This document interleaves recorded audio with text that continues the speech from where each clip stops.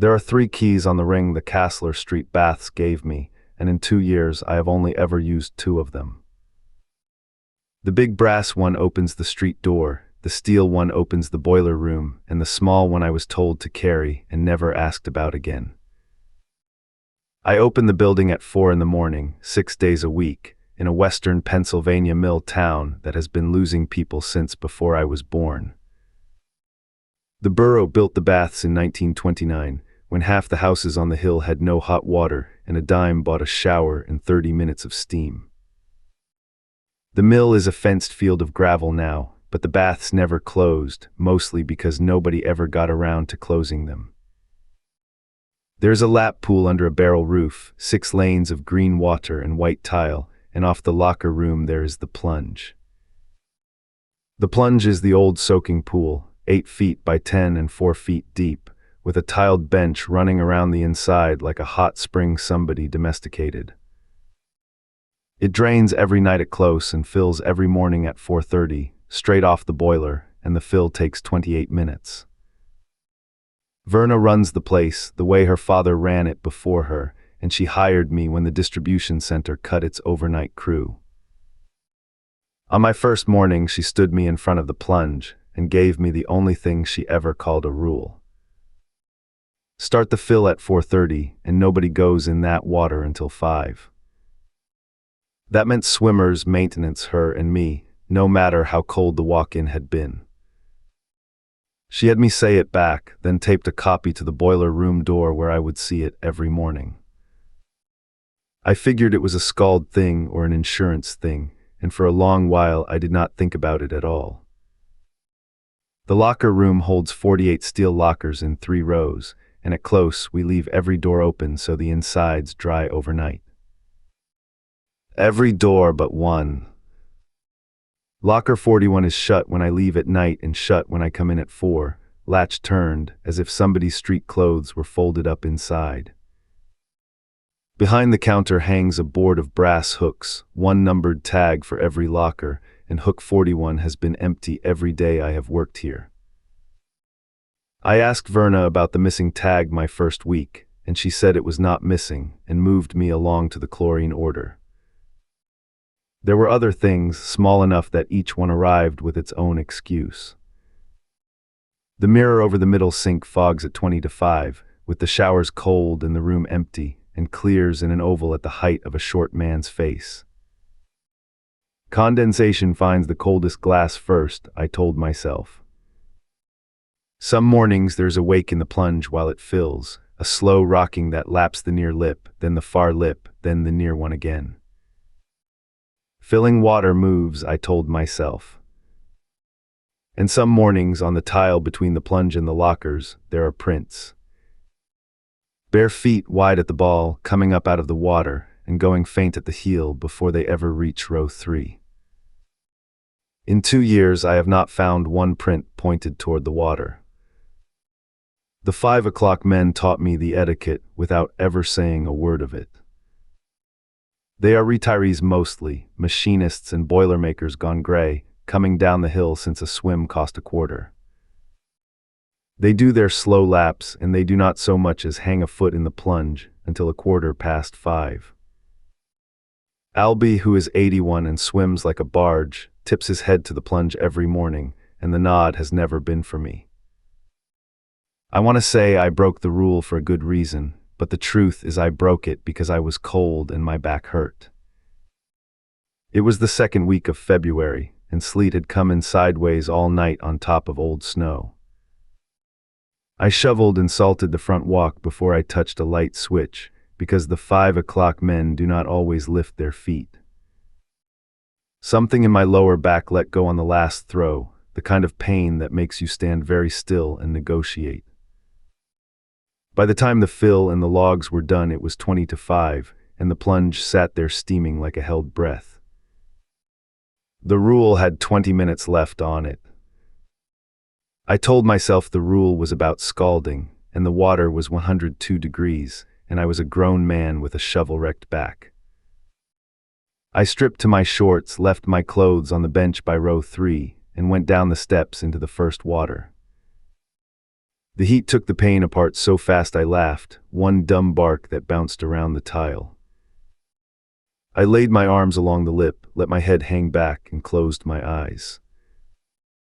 The water moved. The fill line was shut, and I had been still long enough for the surface to flatten, so it was not my wake and it was not the pipes. It was the slop and crowd of water making room, the exact sound a bath makes when a second person lets themselves down into it slowly. The level rose along my chest the width of a finger, and it stayed risen. Across the plunge, the surface dipped in front of the underwater bench, taking weight I could not see. The water against my left side went crowded, the way the air in an elevator changes when one more rider steps on. Then I heard the sigh.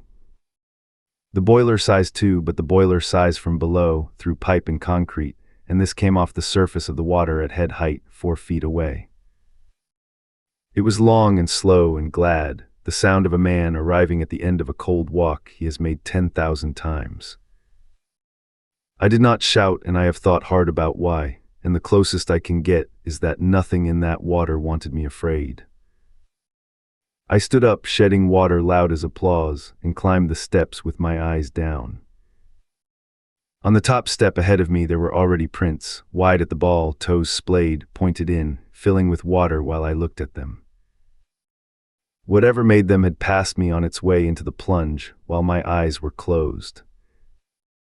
I stood on the cold tile with my back seizing up again and watched the water rock, near lip, far lip, near lip. Then it went still all at once, the way a bath goes still around a person who has settled in and does not intend to move for a while.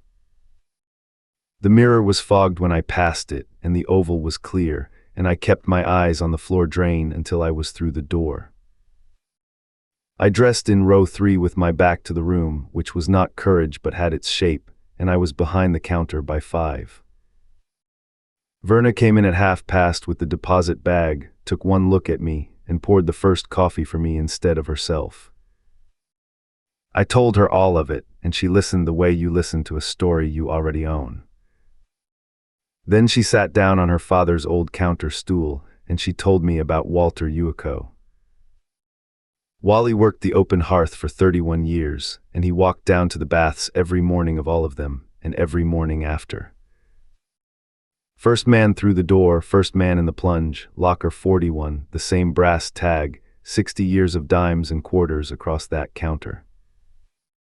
He was a widower by the end, and the walk down got longer every winter, and everybody could see it but Wally. One morning in January of 1991, Verna's father unlocked the building at 5 and found the plunge occupied and perfectly quiet. Wally was on the bench, arms along the lip, head back, chin just above his own first water. The doctor called it his heart, said the cold walk and hot water had finished what 40 winters started, and that he would have felt little past the warmth. He had gone out the way he had arrived every day of his life, early and first, and glad of the heat.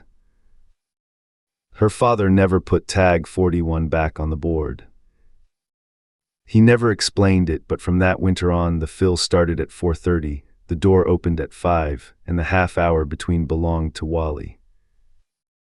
The 5 o'clock men were younger men then, and they learned it the way I did, or faster.